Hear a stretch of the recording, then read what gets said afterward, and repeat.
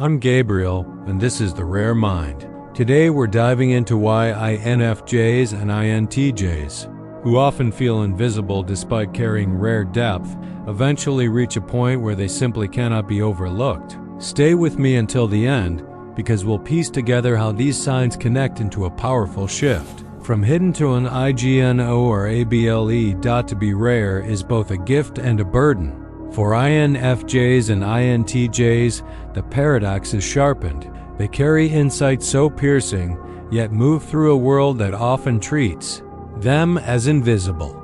Their capacity to discern meaning, to see patterns beneath chaos, is not easily recognized in a culture obsessed with noise, immediacy, and spectacle.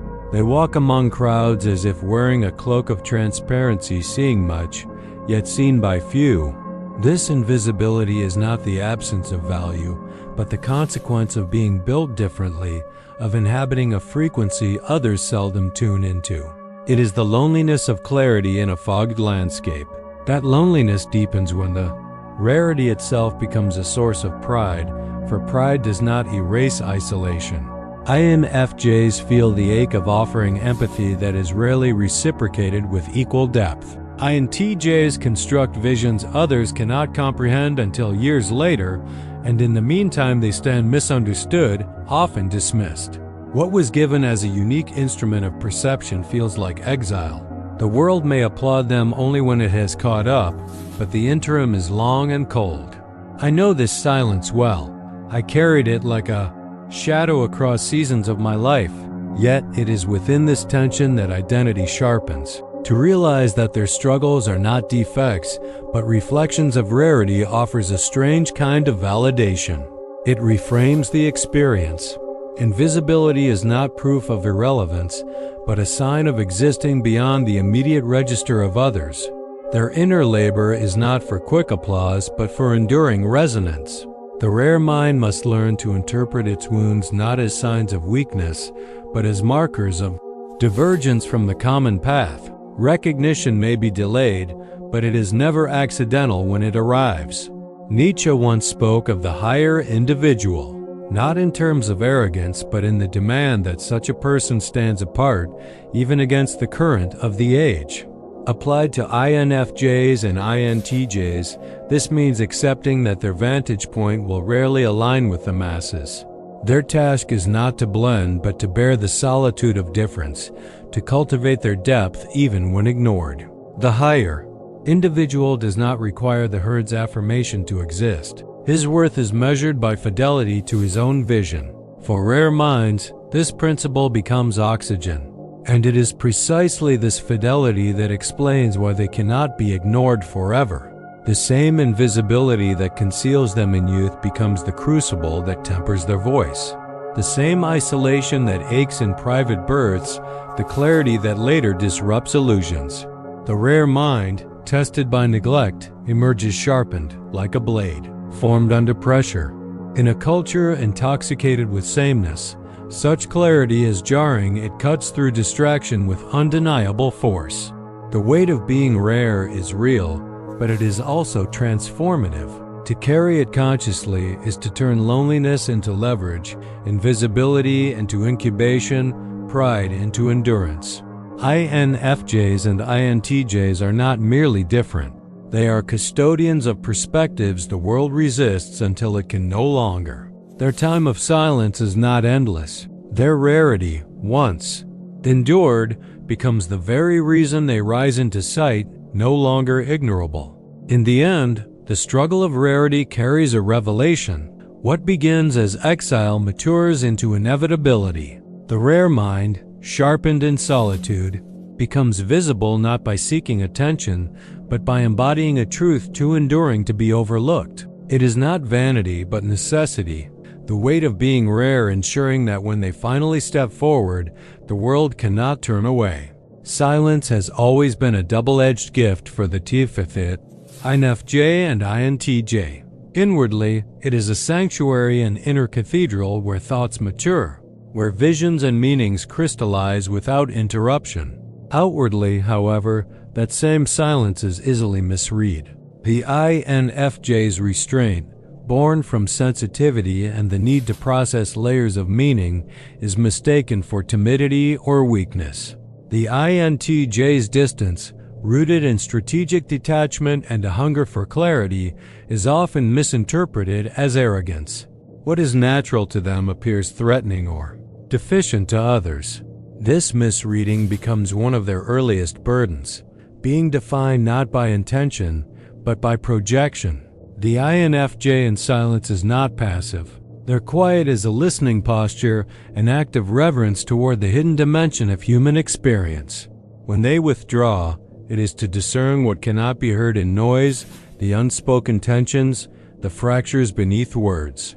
Yet, in a world that rewards loudness, this listening presence is undervalued, sometimes scorned. To be silent, people assume, is to lack strength. I learned long ago that my silence was not absence, but a blade I had to wield carefully. I want to hear from you. Which of these shifts have you already felt? The quiet refining, the sudden clarity, or the sharp boundary setting? Drop it in the comments. Your story might be the exact mirror someone else here needs. For the INTJ, the misreading is different but equally piercing. Their distance, their refusal to participate in trivial games, can appear as cold superiority. They are not indifferent, but selective economical with their energy, unwilling to scatter focus on what they perceive as meaningless. Their detachment is a boundary, not a dismissal of humanity. And yet, in a society that craves constant validation and emotional display, their precision feels alien, even offensive. They are branded aloof when in truth, they are simply conserving force for what matters. Both INFJ silence and INTJ distance are protective strategies, ways of preserving depth in an environment that often seeks to flatten it. Here lies what I call the law of protective withdrawal. Rare minds shield themselves not out of disdain, but out of necessity. They cannot afford to dissipate their essence in shallow exchange, for their very value lies in the concentration of insight. To retreat is not to reject humanity, but to safeguard vision until it can be delivered intact. Nietzsche spoke of masks as survival tools. For the rare mind, silence and distance are masks. They do not reveal indifference but adaptation. To wear such masks is to acknowledge that the world does not easily understand interiority. The INFJ covers depth with stillness. The INTJ cloaks strategy and detachment. Both wear their masks not to deceive but to endure. In doing so, they remind us of a profound truth. The essence of a being is not always immediately available to the crowd. The gift of this recognition is liberation. Once INFJs and INTJs realize that their misreadings are predictable distortions, they cease to internalize them as flaws. Confidence is reclaimed not by shouting louder or forcing connection, but by understanding the geometry of perception. If the world reads silence as weakness and distance as arrogance, then the rare mind must decide to interpret these projections as signs of difference, not defects. It is not their task to erase misunderstanding, but to live faithfully behind the mask until the right moment arrives. And when that moment comes, the silence is revealed for what it truly was: preparation, not emptiness. The distance is unveiled as discipline, not disdain. In this unveiling, the rare mind's presence ceases to be ignorable. What was once misread as absence transforms into undeniable force. Thus, the silent depths so long misconstrued become the very grounds upon which INFJs and INTJs rise into clarity. What begins as a burden of distortion matures into a revelation. The world cannot read them until it needs them. But once it does, the mask falls, and their essence speaks for itself. There comes a moment when the inner vision of INFJs and INTJs stretches beyond the narrow architecture of conformity. It is not rebellion for its own sake, but an inevitable clash between the depth of what they see and the superficiality of what the world rewards. For the INFJ, meaning is not an ornament. It is oxygen. Their vision presses against the trivial currents of trend and distraction, and they cannot pretend. indifference without fracturing themselves. For the INTJ, strategy is not a game, it is necessity. Their structures, carefully built from foresight and precision, collide with the inefficiency of conventional systems. Together, they embody a principle I call the law of divergence. When clarity matures, it will always exceed the limits imposed by conformity. The INFJ feels this law as dissonance in relationships and culture. Their hunger for authenticity places them at odds with environments that thrive on pretense. They sense the hollowness beneath rituals of belonging, and while they can play along for a season, the cost is always internal. To dilute vision for acceptance is to betray their own compass. Their very intuition pulls them toward meaning like a gravitational field, and resisting it drains their spirit. I chose meaning when fatigue begged for comfort and the night stepped aside. The INTJ encounters the same divergence in a sharper, more structural form. They can see the inefficiency in systems others defend, the wasted motion in strategies others celebrate. To them, improvement is obvious, even urgent. Yet their foresight is treated as disruption, sometimes even arrogance.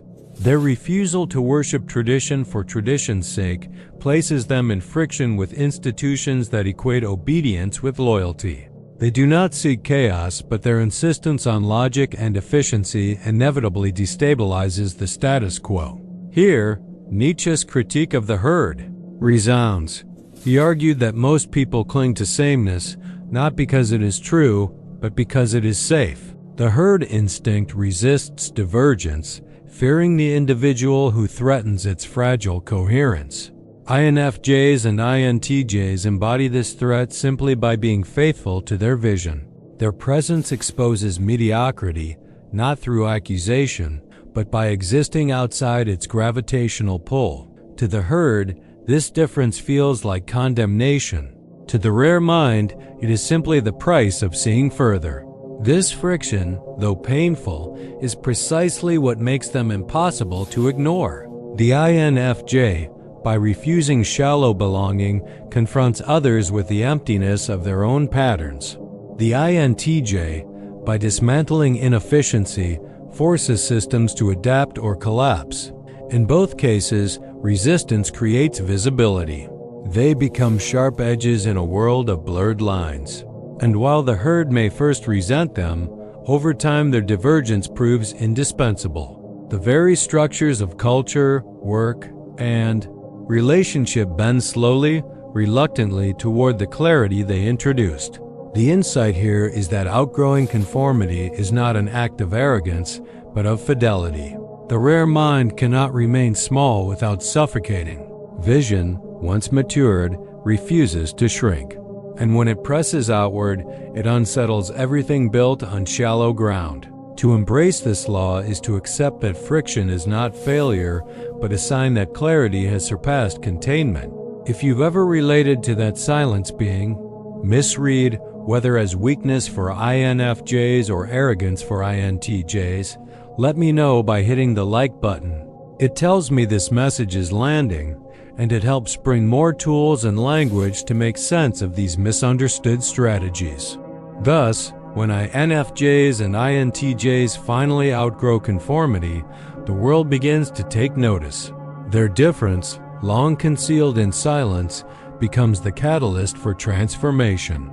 What once was dismissed as detachment or eccentricity reveals itself as foresight, necessity, and truth. And from that moment forward, their presence can no longer be ignored, for they embody a vision too expansive to fit inside the herd's narrow frame. Much of the rare mind's labor unfolds in secrecy. INFJs and INTJs do not announce their deepest efforts. They cultivate them quietly, often in solitude that appears to outsiders as idleness. Yet this work is anything but idle. For the INFJ, the hidden labor takes the form of refining meaning, turning raw intuition into language, shaping diffuse impressions into frameworks that others might one day grasp. They sift through contradictions in silence, not to escape the world but to prepare a gift of clarity for it. What seems like withdrawal is in fact incubation, a gestation of insights waiting for the proper season. The INTJ's hidden labor, by contrast, often appears in structures no one notices until they become indispensable. They design systems, strategies, and methods with a precision that remains invisible until results force recognition. This is what I call the principle of delayed impact. Their work is unseen until it becomes unavoidable. Others may underestimate them during the quiet construction phase, mistaking restraint for inactivity. But when the architecture is unveiled, it reshapes the environment, and those who once doubted find themselves dependent on what they overlooked. I have lived this rhythm of invisibility. My solitude was never empty. It was the forge where both vision and endurance were tempered. To outsiders, the waiting seemed passive. To me, it was a season of silent construction. Nietzsche's command to become who you are resonates deeply here. Becoming is not instantaneous. It requires time hidden from view, away from applause. For INFJs and INTJs, this incubation is both necessity and trial. The world's impatience demands visible productivity, yet their most transformative contributions cannot be rushed. They are slow revolutions, ripening beneath the surface, preparing for the decisive moment when silence breaks and form is revealed. The cost of this hidden labor is often underestimation. Because their effort is not always visible, others presume weakness, passivity, or irrelevance. Yet this misjudgment becomes part of their sharpening. It teaches them endurance, the discipline of fidelity to vision without external validation. This endurance becomes strength, for once they are revealed, they cannot be dislodged easily. Their roots are too deep, their work too refined by secrecy. The INFJ's meaning, forged in solitude, emerges with piercing clarity when finally spoken. The INTJ's structures, built under cover of silence, manifest with undeniable force once enacted. Their invisibility is therefore temporary, their labor destined to surface. The paradox is clear. Their silence, misread as absence, is precisely what prepares them to become unignorable. This is the secret of the unseen work. It is both crucible and disguise. It hides their power until it is mature enough to withstand resistance. When it finally surfaces, the world cannot dismiss it, because what was formed in silence carries the density of necessity. And so, what began as a season of invisibility ends as revelation, the rare mind stepping into view. Transformed by labor the world never saw, yet now cannot ignore. Every rare mind eventually collides with the threshold, a moment when the burden of suppression becomes unbearable. For the INFJ, the breaking point arrives when authenticity has been silenced too long. Their gift is meaning, but when forced to wear masks for the sake of harmony, their soul begins to fracture. They can tolerate compromise for a time, but the cost accumulates like pressure beneath stone. The INFJ collapse is not weakness. It is the body and spirit refusing to carry falseness any longer. The implosion is itself a message. Truth denied becomes poison. The INTJ meets a parallel crisis, but from a different angle. For them, suppression takes the form of dismissed competence. When their strategic clarity is ignored or patronized, when incompetence is rewarded over foresight, they begin to burn from the inside. Their patience is vast but not infinite. The rebellion, when it comes, is precise and unstoppable, a refusal to remain chained to systems that insult their vision. For the INTJ, dismissal of competence is more than irritation. It is sacrilege against reason itself. I have lived through this fury. I refuse the easy story, and the harder truth made room. What unites INFJs and INTJs here is the inevitability of rupture. Both can endure misreading, invisibility, even exile, but suppression of essence is intolerable. When the threshold is crossed, something irreversible unfolds. Conformity is no longer possible. They may lose positions, relationships, or comfort, but they cannot return to a smaller form. This is the rule of threshold transformation. Once the rare mind is pressed beyond its limit, it cannot be reshaped by external demands. It reshapes itself and, in turn, the world around it. Nietzsche understood this dynamic in his reflections on crisis. He saw suffering not merely as torment, but as catalyst pain, as the doorway to transformation.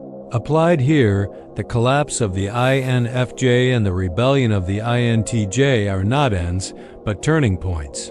They signal that the seed buried in silence has cracked open, releasing its force into visibility. Crisis strips away the possibility of retreat. What was once hidden must now emerge.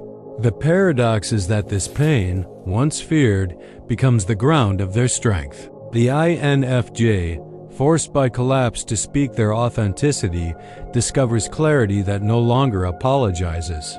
The INTJ, driven by dismissal into rebellion, uncovers a precision that refuses compromise.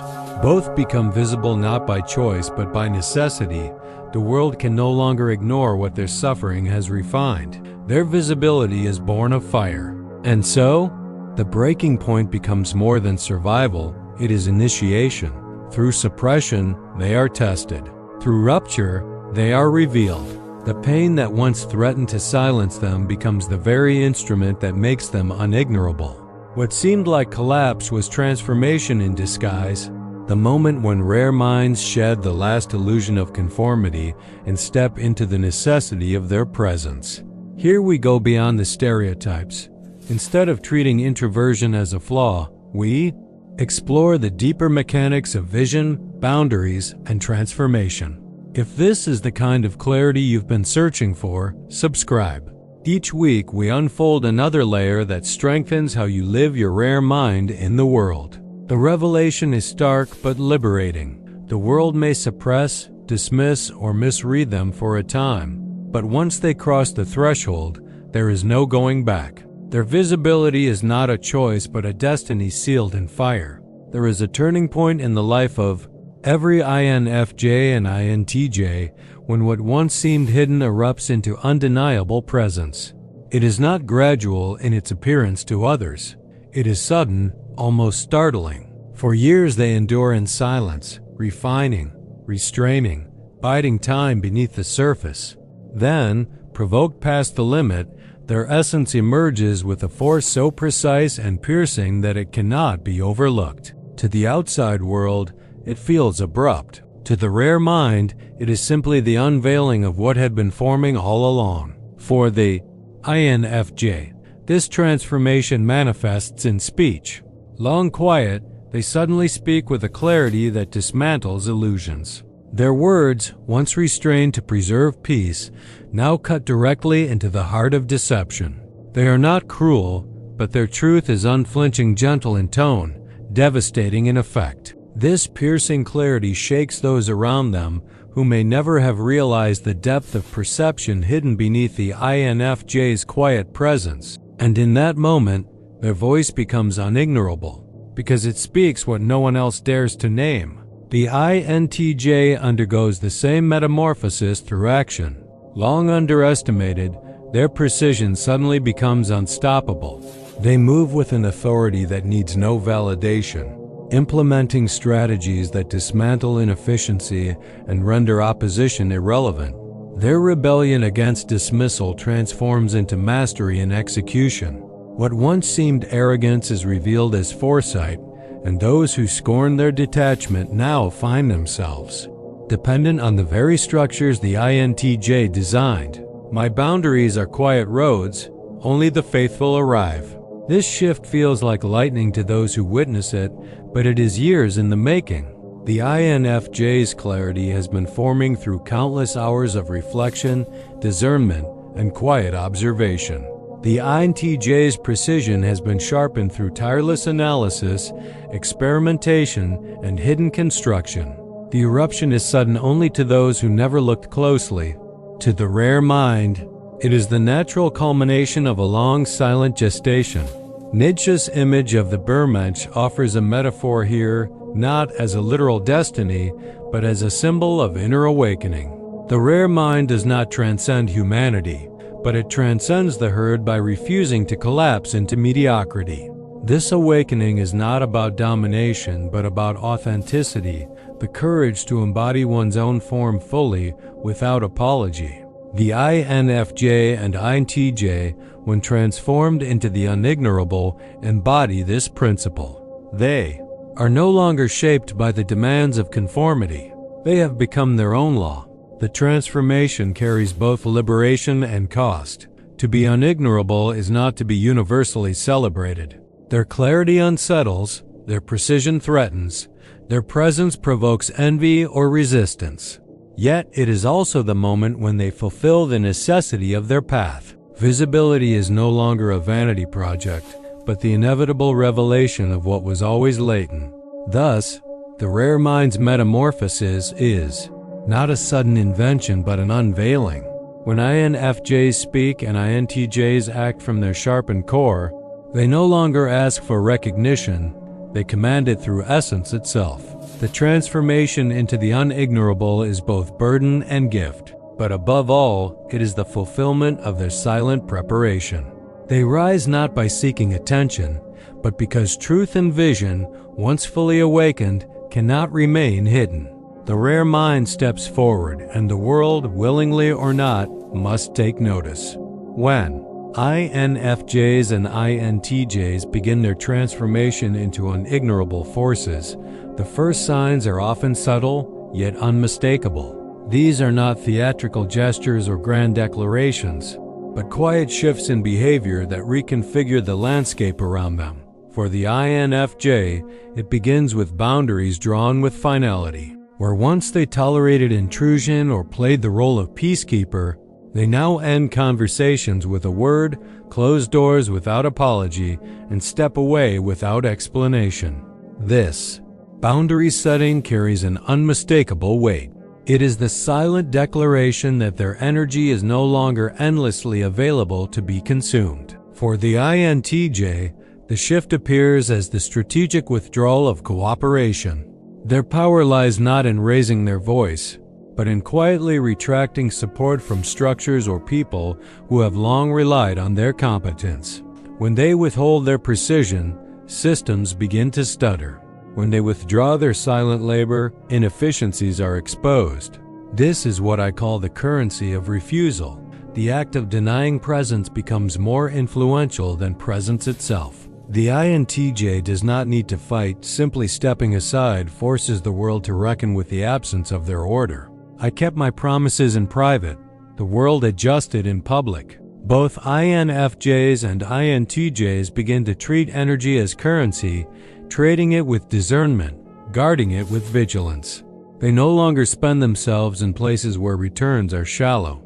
This recognition marks a decisive maturity, understanding that time, focus, and attention are finite, and that squandering them is a betrayal of destiny. What once seemed like generosity now becomes stewardship, for they realize their essence is not infinite. They act as treasurers of their own vitality, and in doing so, they become powerful. To outsiders, these shifts often appear puzzling or even alarming. An INFJ who once absorbed everyone's pain suddenly refuses to carry another's denial. An INTJ who once tolerated mediocrity suddenly withdraws, leaving the machinery exposed. Friends, colleagues, and even family may notice but rarely understand. They mistake the change for coldness, when in truth it is a reclamation of sovereignty. These behaviors signal that the rare mind is no longer available for exploitation. The irony is that these small shifts, boundaries drawn, cooperation withdrawn, energy preserved, make ignoring them impossible. For years, their presence may have been quiet, even overlooked. But once they begin to guard their essence, the balance of power tilts. Those who depended on their silence, empathy, or precision can no longer do so unquestioned. The rare mind ceases to be an invisible resource and becomes a decisive force. These shifts, though subtle, are seismic in their consequences. They mark the passage from invisibility to presence, from being taken for granted to being impossible to dismiss. It is not noise that makes INFJs and INTJs unignorable, but the disciplined reorientation of their lives. By refusing to waste what is sacred within them, they ensure that when they do act, speak, or give, the impact reverberates. Their power becomes unmistakable not because they demand attention, but because they embody scarcity, clarity, and necessity. Authenticity is a dangerous gift. For the INFJ, it emerges as an uncompromising devotion to truth in relationships.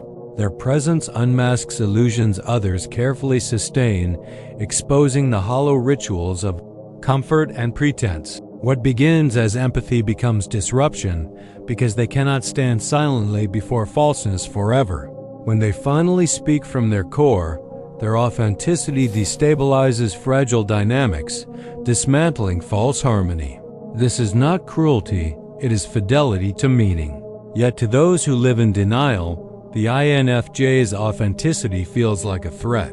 For the INTJ, authenticity manifests as surgical logic. Where others weave excuses or soften realities, the INTJ cuts directly to the truth. Their clarity pierces layers of avoidance, leaving no room for self-deception. They do not wield this clarity to wound, but to align reality with necessity. And yet, their truth often stings, precisely because it strips away the protective illusions others cling to. What appears as coldness is, in fact, the courage to live without distortion. In both INFJ and INTJ, authenticity carries the same weight. It shatters illusions, whether others are ready or not. My boundaries are forged in silence, but they speak louder than noise. This disruption explains why authenticity is rarely celebrated by the herd. Most prefer illusions that soothe over truths that demand transformation. When INFJs bring authenticity into relationships or INTJs into systems, they force others to confront themselves. To the unprepared, this feels intolerable. As Nietzsche observed, truth-tellers are rarely welcomed by the herd. They threaten the very consensus that keeps the collective asleep. Rare minds, by their very being, violate this consensus. The insight here is what I call the paradox of authentic disruption. The very clarity that makes INFJs and INTJs valuable is the same clarity that makes them resented. They embody what others need but do not want to face. Their authenticity becomes both a gift and a burden. A gift because it brings depth and alignment. A burden because it isolates them from those who cannot endure exposure. Yet authenticity cannot be permanently hidden. Once the rare mind reaches maturity, suppression is no longer possible. INFJs will speak truth, regardless of comfort. INTJs will act with precision, regardless of resistance. This is not rebellion against the world. It is obedience to essence.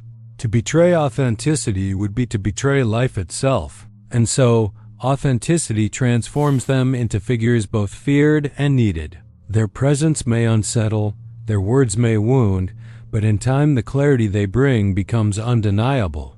They may be resisted, even despised, but they cannot be ignored. For what they reveal is not themselves, but reality itself. To live as a rare mind is to accept this double-edged destiny, that authenticity will always cost, but that silence would cost even more. In the end, authenticity is not a choice but a necessity. The INFJ and INTJ must carry it, even when it makes them threatening. Their truth is disruptive precisely because it is rare, and it is this rarity that ensures they will never remain invisible for long. Even the rarest minds stumble. For INFJs and INTJs, the same qualities that make them impossible to ignore can, if misdirected, collapse into traps that drain their power. The INFJ, in particular, risks the snare of martyrdom. Their instinct to carry others' pain, when unbalanced, becomes self-erasure. They suffer silently, believing that endurance is love, yet what begins as compassion hardens into exhaustion. Martyrdom convinces them that invisibility is virtue, when in truth it is decay. To dissolve into others is not sacrifice but self-abandonment. a slow betrayal of the very clarity they were meant to embody. If you don't want to miss when we dive deeper into the traps that can weaken INFJs and INTJs, like martyrdom or emotional dismissal, turn on the notifications. That way, you'll get each new perspective the moment it's released, right when you need it most. The INTJ faces an opposite but equally costly temptation: the dismissal of emotion as irrelevant. Their strategic mind, sharpened toward efficiency, can grow impatient with the mess of human feeling. When this happens, they risk amputating a part of life's reality. Emotions are not mere noise. They are data, signals that reveal hidden truths about human connection. To discard them is to walk blind in half of the terrain. The trap here is the illusion of pure logic, the belief that reason alone suffices, when in fact it requires the counterweight of depth and resonance. I learned to carry silence, like a blade, not a cage. Both INFJs and INTJs also face the danger of isolation. When misunderstood repeatedly, they retreat too far into solitude, mistaking withdrawal for strength. Solitude, when chosen, is fertile, but solitude, when infected with bitterness, becomes a tomb. Nietzsche himself warned against this corrosion. To turn inward without transmutation is to curdle, to let solitude fester into resentment. The rare mind must guard against this decay, for it does not sharpen them, it diminishes them. The insight here is what I call the trap of inverted power. When INFJs sacrifice authenticity for martyrdom, or when INTJs amputate emotion for control, they invert their gift into its own shadow. What was meant to elevate becomes self-defeating. Invisibility returns not because the world fails to see them, but because they have dimmed their own flame. The tragedy is not rejection, but self-reduction. To avoid these traps, they must practice vigilance. For INFJs, this means recognizing that compassion without boundaries is not love but surrender. For INTJs, it means learning to treat emotion not as weakness but as information. And for both, it means cultivating solitude without bitterness so that silence remains a forge, not a coffin. When these traps are evaded, their visibility serves a higher purpose. Their authenticity remains intact, their clarity unclouded, their power unmarred by self-sabotage. They cease to be consumed by shadows and instead integrate them, transmuting weakness into wisdom. In this integration, they preserve the rarest truth, that their visibility is not for vanity but for service, not for domination but for alignment. Thus, the traps of martyrdom, cold logic, and isolation are not the end of the story. They are warnings, thresholds that test whether the rare mind will fracture or refine. By refusing these snares, INFJs and INTJs ensure that their presence, once revealed, remains both unignorable and purposeful. They protect the very essence that sets them apart, and in doing so, they safeguard their destiny. When INFJs and INTJs reach the stage of integration, their presence takes on a new gravity. No longer defined by invisibility, misreading, or suppression, they begin to live openly as rare minds who cannot be ignored. For the INFJ, this visibility is expressed in relationships. Their presence carries meaning into every interaction and authenticity that transforms conversations, friendships, even the silent atmosphere of a room. They do not need to impose. Their depth naturally reorients those around them. The INFJ's gift is to show others that life is not merely lived but interpreted, that connection is not casual but sacred. The INTJ, by contrast, lives their visibility through structure. They shape paths for others to follow, building frameworks that outlast them. Their strategic clarity organizes chaos into direction, creating systems where potential can flourish. What they design is often invisible until it becomes indispensable, but once it does, its influence spreads like architecture and stone guiding without needing to speak. In this way, the INTJ's visibility is not loud but enduring, etched into the environments they help construct. Together, these two archetypes form what might be called the rarest combination, the union of intuition and power, meaning and method, where the INFJ reveals why, the INTJ reveals how. Where the INFJ offers vision, the INTJ ensures structure. This synergy makes them not only unignorable as individuals, but formidable as allies, shaping both the inner and outer worlds. Their rarity is not simply in numbers, but in the synthesis of these qualities, which few can carry with such fidelity. I refused the easy story, and the harder truth made room. Here, Nietzsche's call to embrace destiny echoes with urgency. He urged individuals to live as singular beings, to affirm their path without apology. For INFJs and INTJs, this means accepting visibility not as vanity but as necessity. Their depth is not ornamental, it is functional. Their presence is not optional, it is demanded by the very fabric of their design. To hide perpetually would be betrayal. To emerge is fidelity to essence. The challenge, of course, is to carry visibility without arrogance. The rare mind must remember that being unignorable is not the same as being superior. Their task is not domination but alignment, not to tower above but to illuminate paths. Visibility becomes service when it remains tethered to meaning and structure, when it does not indulge ego but cultivates legacy. And so, living as a rare, visible mind is both gift and burden. The gift is clarity, authenticity, and the ability to shape lives and systems with enduring impact. The burden is the weight of being perpetually misunderstood, envied, or resisted. Yet in this paradox lies the fulfillment of their telos, their ultimate purpose. To exist as an INFJ or INTJ is to embody a body, rare convergence of depth and precision, and to offer it, regardless of whether the world celebrates or resents it. When I talk about that breaking point where suppression turns into rebellion, maybe someone immediately comes to your mind, a friend or colleague who's right on that edge. Share this video with them. Sometimes just recognizing the pattern is the catalyst for change. In the end, the rare mind does not live for applause. It lives for truth, for structure, for the unseen threads of destiny. To live visibly is not to seek recognition, but to accept the necessity of embodiment. The INFJ and INTJ, once hidden, now step forward not as anomalies to be pitied, but as necessary presences the world cannot ignore. Their visibility, once feared, becomes revelation. And in that revelation, they fulfill the destiny of the rare mind, to stand apart, and in standing apart, to illuminate the whole.